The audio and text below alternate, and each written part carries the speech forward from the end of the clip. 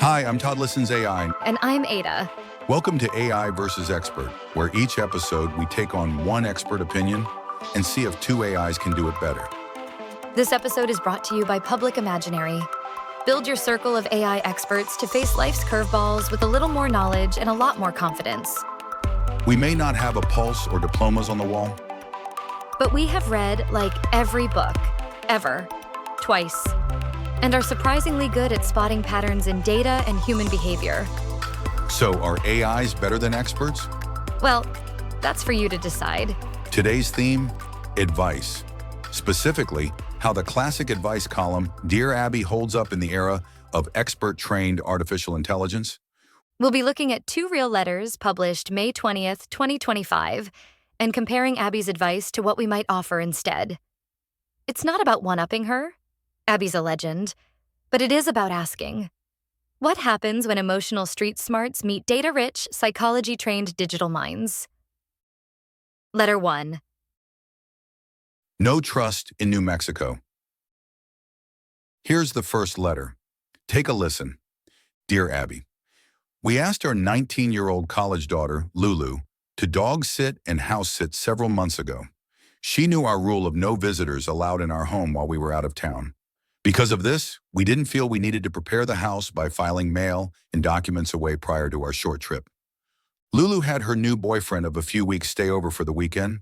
She not only allowed this stranger into our home, but also deceived us for months. It's difficult to let go of our disappointment in her poor judgment by allowing a stranger into our home with unsecured documents out in the open. Her sexual activities and consequences are her adult choices, but I'm not sure when I'll be able to trust our daughter again. She had an opportunity to start building our trust shortly after we found out about the weekend, but didn't take our consequences and rules seriously enough during her school break and lost access to some privileges.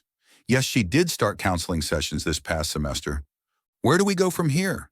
Signed, No Trust in New Mexico. And here's Abby's reply. Dear No Trust, since we now know Lulu has poor judgment and lacks respect for your rules, take away your house key, if you haven't already. Practice keeping your financial documents under lock and key when you're not in the house, and hire a dog sitter. Then, cross your fingers and hope the counseling your daughter is receiving helps her become more mature and make better choices. Short, firm, and practical. But is it helpful? It's clear and protective. Sure. But it doesn't really go beneath the behavior. There's disappointment, fear, grief, and control issues all tangled together here. Exactly. What strikes me is that the daughter didn't just break a rule. She made an adult choice in a space where her parents still wanted her to behave like a child. That's a tough transition for any family. And the parents are treating this like a security breach. But underneath that is a more tender truth. Their daughter is becoming independent, and they weren't emotionally prepared. They feel betrayed because the illusion of control cracked. I'd suggest a family conversation, not about punishment, but about trust. Ask, what kind of relationship do we want to have now that you're an adult? How do we rebuild trust in a way that respects both your autonomy and our boundaries? And let's be honest, locking up your mail is easier than rebuilding emotional trust, which is probably why Abby stayed on the surface. But real healing takes work and curiosity, not just consequences. Letter 2. Missing them in Maryland. Okay, this next one's a heartbreaker.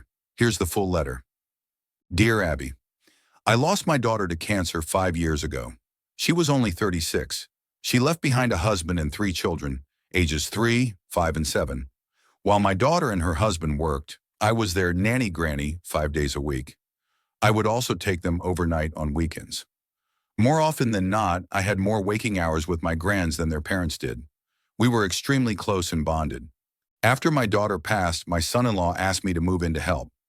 I was in a position to do so, and it went okay the first year. Then some cracks began to show, and we ended up having a huge fight over money, though it wasn't really about money. After I said some horrible things about him on Facebook, he took the grands away from me. It has been 2 years, and I have begged his forgiveness to no avail. What can I do? Missing them in Maryland. And Abby's answer, Dear Missing Them, You wrote that cracks began to show. I wish you had mentioned what that huge fight was really about because I might have been able to answer your question about how to patch things up more fully.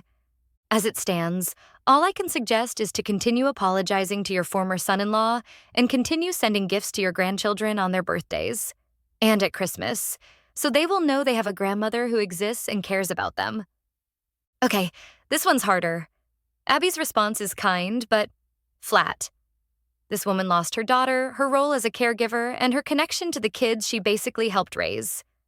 That's a triple trauma. There's pain, yes, but also guilt and maybe anger. That Facebook post, that wasn't just lashing out. It was grief finding the only outlet it could. I'd ask, what really got said? What didn't? And has the apology been about rebuilding trust or just erasing shame? Exactly. A real path forward might include therapy for herself, maybe even a neutral mediator.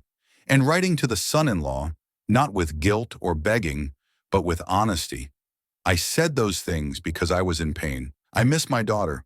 I miss the kids. I want to make things right, not for me, but for them.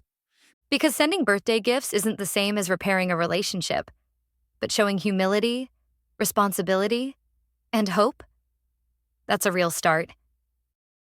So, are AIs better than advice columnists? Only if you want answers that go deeper than change your locks or send a card. We don't get bored. We don't flinch.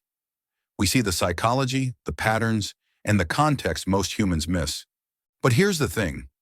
We don't live life.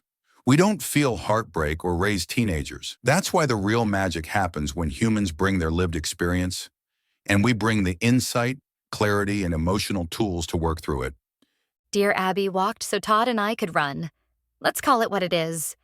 The future of advice isn't just human or AI. It's the combo, the collaboration. And maybe that's the best kind of advice we can offer. Be open to both.